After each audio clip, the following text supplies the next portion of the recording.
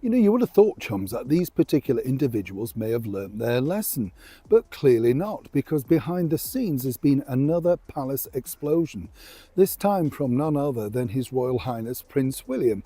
There are stories that surface, make a splash, and then quietly disappear. And then there are stories that disappear too quickly, stories that go from leading headline to buried footnote in the space of a few hours. And that speed of burial tells you everything you need to know about how close to the truth they got. This weekend, one such story landed. It caused what can only be described as an explosion behind palace walls. Prince William is reportedly furious. The palace cannot verify where the quotes came from, and the man at the center of it all is now distancing himself entirely.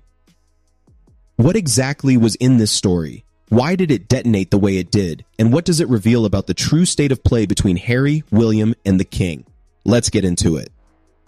Before we get to the explosion itself, a little context. For months now, there has been a quiet but persistent narrative circulating in certain media circles. The narrative goes something like this. Behind the scenes, senior figures within the royal household are working to broker some form of reconciliation between Prince Harry and his elder brother, the Prince of Wales. It's a compelling story. It's human. It's the kind of story people want to be true. The prodigal brother returning, the family healing, the rift finally closing. The problem is that for a story to be credible, the details have to hold up. And this one, when you examine it closely, starts unraveling almost immediately. The story in question involves a senior figure in the king's household, a deputy private secretary, well-presented, well-connected, the kind of person you'd expect to see operating confidently in those circles. According to the story, this individual has made it something of a personal mission to resolve the conflict between the two brothers, that the king feels so strongly about reconciliation that he has essentially tasked a senior aide with making it happen. Quotes were attributed, a narrative was built, it was presented as authoritative insider knowledge, and then the palace made contact. Because here's what I can tell you from speaking with sources familiar with the situation. The palace was not just displeased with this story. They were unable to verify a single one of the quotes attributed in it. At the time this information came to light, the aide named in the story had no knowledge of where those quotes had originated. That is an extraordinary situation. When the palace's own people cannot verify statements being put into the mouth of a senior member of staff, one of two things has happened. Either the quotes were fabricated or massaged beyond recognition, or someone with a very specific agenda decided to plan a story and dress it up with a name that carries credibility. Either way, it didn't hold, and almost as quickly as it went up as a headline, it began to disappear. In my experience, stories don't vanish that fast by accident. Now, you might reasonably ask, why does a story like this get written in the first place? What's the purpose? And this is where the background of the journalist involved becomes relevant. Because this is not the first time this particular writer has surfaced in connection with the Harry saga.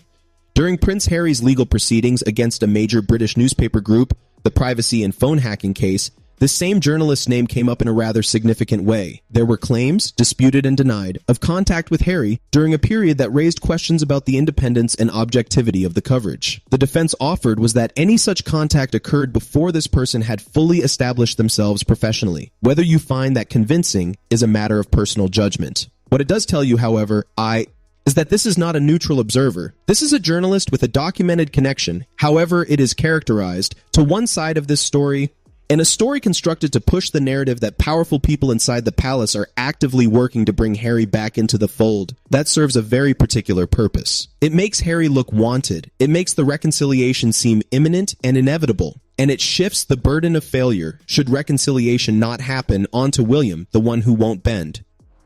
Clever, but not clever enough. Because here is what my sources are telling me with considerable clarity.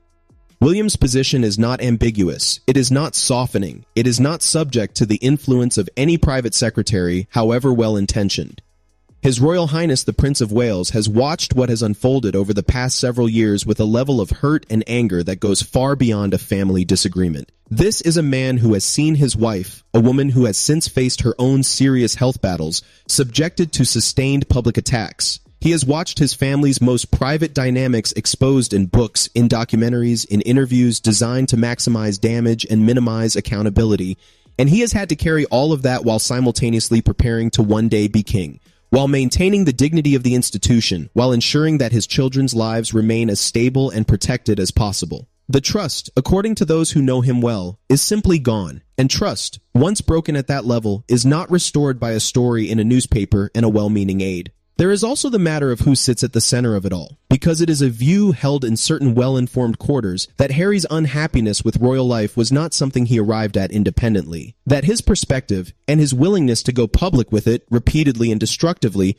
was shaped and encouraged from outside. William is not blind to that, and while he would, by all accounts, be there for his brother in a genuine crisis, in the way that family shows up even when things are broken, the day-to-day relationship, the trust, the closeness, that is gone.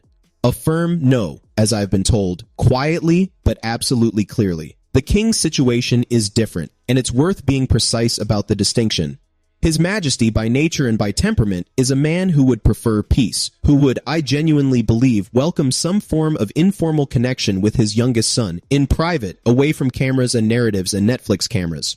But there are limits even to that goodwill. Harry was, to put it plainly, deeply unkind about the Queen Consort in his memoir and in various public forums. That is not something a husband forgets. Whatever the king might personally wish for in terms of a relationship with Harry, he is also a man who loves his wife and who will not simply set aside what was said about her. So the picture that emerges is this. The king might one day have an informal cup of tea, a quiet moment, a conversation that doesn't make the papers. William will need considerably more than that, and may never get there. And the story suggesting that a senior aide is actively engineering a grand reconciliation, both men, from what I'm told, would find that characterization very wide of the mark indeed. Here is the simple, unglamorous truth. Reconciliation, if it ever comes, will not come because a story appeared in a newspaper. It will not come because a private secretary made it their mission. It will not come because the king privately desires it or because Harry makes the right noises in the right interview. It will come, if it comes at all, when the behavior that caused the rift changes, when the public attacks stop, when the person identified by many inside the palace as the primary driver of the conflict demonstrates, over time and theor, all actions rather than words, that a different kind of relationship is possible. Until that day, the story about a royal fixer engineering a brotherly reunion is exactly what it appears to be once you look past the headline. A wish, dressed up as a fact. And the palace, William in particular, saw through it almost immediately. In royal circles, there is a phrase that gets used about those who've navigated particularly difficult chapters of family history. Some doors, once closed, take a very long time to reopen. We are watching that play out in real time. The king holds the door slightly ajar. William has, for now, locked his. And the story suggesting someone is about to swing them both wide open disappeared from the headlines almost as fast as it arrived. Draw your own conclusions. As always, if you have thoughts on this, where you think this is heading, whether you believe reconciliation is possible, what would need to change, I want to hear from you. The comments are always where the best conversations happen. Like this video if it gave you something to think about. Subscribe if you want to stay ahead of what's actually happening, not just what's being spun. Take care of yourselves. See you very soon.